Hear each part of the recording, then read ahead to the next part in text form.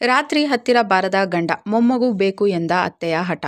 ಇವಳು ಕೋಮಲ್ ಅಂತ. ಕೋಮಲ್ಗೆ ವಿವೇಕ್ನ ಜೊತೆ ಮದುವೆಯಾದರೆ ಮೊದಲ ರಾತ್ರಿಯ ದಿನ ವಿವೇಕ್ ನನಗೆ ತುಂಬ ಸುಸ್ತಾಗಿದೆ ಅಂತ ಮಲಗುತ್ತಾನೆ. ಆವಾಗ ಕೋಮಲ್ ಈ ರಾತ್ರಿ ನಾನು ವೇಸ್ಟ್ ಆಗಲು ಬಿಡುವುದಿಲ್ಲ ಅಂತ ಪ್ಲ್ಯಾನ್ ಮಾಡಿ ತನ್ನ ಒಡವೆಗಳನ್ನು ಬಿಚ್ಚುವಂತೆ ಹೇಳುತ್ತಾಳೆ. ಆವಾಗ ವಿವೇಕ್ ಆಕೆಯ ಒಡವೆಗಳನ್ನು ಬಿಚ್ಚುತ್ತಾ ಅವಳ ಜೊತೆ ಸ್ವರ್ಗಸುಖ ಕಂಡ ಹಾಗೆ ಕೋಮಲ್ ಕನಸು ಕಂಡು ಎಚ್ಚರವಾಗಿ ಅಪ್ಸೆಟ್ ಆಗುತ್ತಾಳೆ. ಮರುದಿನ ವಿವೇಕ್ ಆಫೀಸ್ಗೆ ಹೊರಟು ನಿಂತರೆ ಕೋಮಲ್, ನೀವು ಮದುವೆಯ ಸಲುವಾಗಿ ರಜಾ ಹಾಕಿಲ್ಲವೇ ಅಂತ ಕೇಳುತ್ತಾಳೆ. ಆವಾಗ ವಿವೇಕ್, ಇವತ್ತು ಆಫೀಸ್ನಲ್ಲಿ ಬಾಸ್ ಇರುವುದಿಲ್ಲ, ಹಾಗಾಗಿ ನಾನು ಹೋಗಲೇಬೇಕು ಅಂತ ಹೇಳಿ ಆಫೀಸ್ಗೆ ಹೋಗುತ್ತಾನೆ.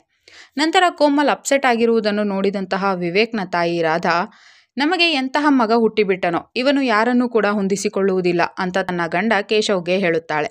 ಆವಾಗ ಕೇಶವ್, ಎಲ್ಲವೂ ಸರಿಯಾಗಿರಬೇಕು, ಇಲ್ಲದಿದ್ದರೆ ಇಷ್ಟೊತ್ತಿಗೆ ಕೋಮಲ್ ತನ್ನ ತವರು ಮನೆಗೆ ಹೋಗುತ್ತಿದ್ದಳು ಅಂತ ಹೇಳುತ್ತಾನೆ.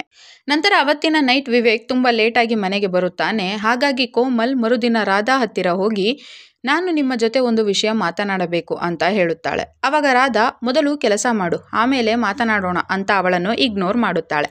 ನಂತರ ನೈಟ್ 1 ಗಂಟೆಯಾದರೂ ವಿವೇಕ್ ಬರುವುದಿಲ್ಲ. ಆವಾಗ ಕೋಮಲ್ ಬೇಜಾರಾಗಿ ಕುಳಿತರೆ ವಿವೇಕ್ ಆಕೆಗೆ ಕಾಲ್ ಮಾಡಿ, ನೀನೀಗ ಚೆನ್ನಾಗಿ ರೆಡಿಯಾಗು, ನಾನು ಈಗಲೇ ಅಲ್ಲಿಗೆ ಬಂದು ನಿನ್ನ ಎಲ್ಲ ಬಯಕೆಗಳನ್ನು ತೀರಿಸುತ್ತೇನೆ ಅಂತ ಹೇಳುತ್ತಾನೆ.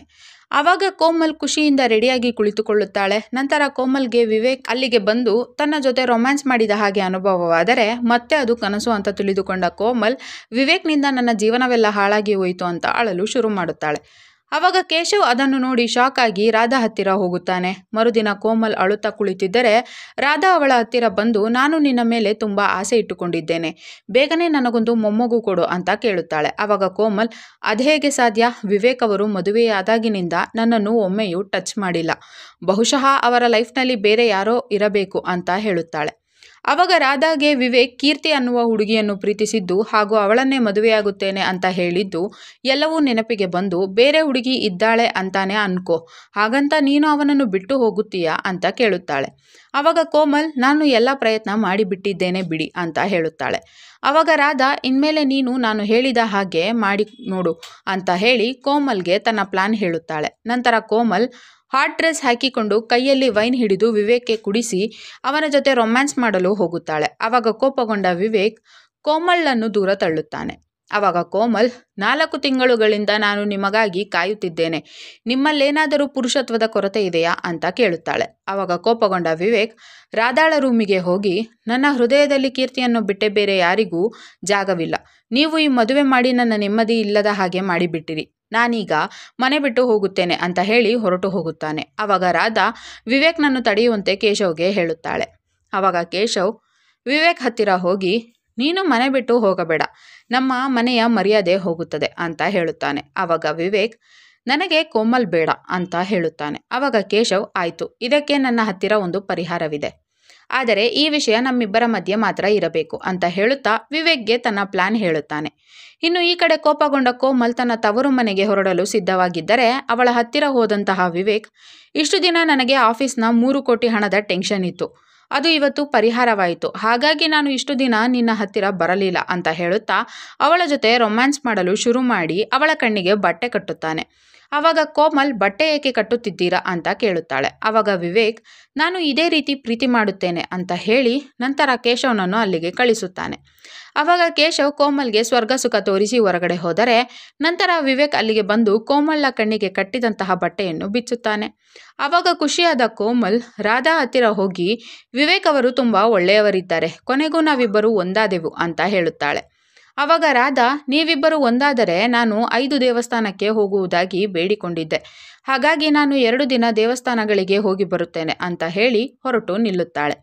ಆವಾಗ ವಿವೇಕ್ ಆಫೀಸ್ಗೆ ಹೋಗಲು ರೆಡಿಯಾದರೆ ಅವನನ್ನು ತಡೆದ ಕೇಶವ್, ನಿನ್ನ ಅಮ್ಮ ವಾಪಸ್ ಬರುವವರೆಗೆ ಕೋಮಲ್ ಜೊತೆ ಮನೆಯಲ್ಲಿಯೇ ಇರು ಅಂತ ಹೇಳುತ್ತಾನೆ. ಆವಾಗ ರಾಧಾ ಕೂಡ ಅದೇ ಮಾತು ಹೇಳಿದರೆ ಕೋಮಲ್ಗೆ ತುಂಬ ಖುಷಿಯಾಗುತ್ತದೆ. ಆವಾಗ ಮನೆಯವರೆಲ್ಲ ಹ್ಯಾಪಿಯಾಗಿರುವುದನ್ನು ನೋಡಿದ ರಾಧಾ ಖುಷಿಯಿಂದ 2 ದೇವಸ್ಥಾನಗಳಿಗೆ ಹೋಗಿ ವಾಪಸ್ ಮನೆಗೆ ಬಂದರೆ ಅಲ್ಲಿಗೆ ಪೊಲೀಸರು ಬಂದಿರುತ್ತಾರೆ. ಆವಾಗ ಶಾಕ್ ಆದ ರಾಧಾ, ಏನಾಯಿತು ಅಂತ ಕೇಳಿದರೆ ಕೇಶವ್, ನನಗೆ ಈ ಮದುವೆ ಇಷ್ಟವಿಲ್ಲ, ನಾನು ನನ್ನ ಲವ್ವರ್ ಜೊತೆ ಓಡಿ ಹೋಗುತ್ತಿದ್ದೇನೆ ಅಂತ ಕೋಮಲ್ ಲೆಟರ್ನಲ್ಲಿ ಬರೆದಿಟ್ಟು ಮನೆ ಬಿಟ್ಟು ಓಡಿ ಹೋಗಿದ್ದಾಳೆ ಅಂತ ರಾಧಾಗೆ ಹೇಳುತ್ತಾನೆ. ಆವಾಗ ಕೋಮಲ್ನ ತಂದೆ ವಿನಯ್ ಕೂಡ ಅಲ್ಲಿಗೆ ಬಂದಿದ್ದು, ನನ್ನ ಮಗಳು ಆ ರೀತಿ ಮಾಡಲು ಸಾಧ್ಯವೇ ಇಲ್ಲ ಅಂತ ಹೇಳುತ್ತಾನೆ. ಆವಾಗ ರಾಧಾ, ಹೌದು, ನಾನು ಇಲ್ಲಿಂದ ಹೋಗುವಾಗ ಕೋಮಲ್ ತುಂಬ ಖುಷಿಯಾಗಿದ್ದಳು. ಇದೆಲ್ಲ ಹೇಗೆ ಸಾಧ್ಯ ಅಂತ ಕೇಳುತ್ತಾಳೆ. ಆವಾಗ ಪೊಲೀಸರು, ನಾವು ನಿಮ್ಮ ಕಂಪ್ಲೇಂಟ್ ರಿಜಿಸ್ಟರ್ ಮಾಡಿಕೊಂಡಿದ್ದೇವೆ, ಕೋಮಲ್ ಅವರ ಬಗ್ಗೆ ಏನಾದರೂ ಗೊತ್ತಾದರೆ ತಿಳಿಸುತ್ತೇವೆ ಅಂತ ಹೇಳಿ ಹೋಗುತ್ತಾರೆ.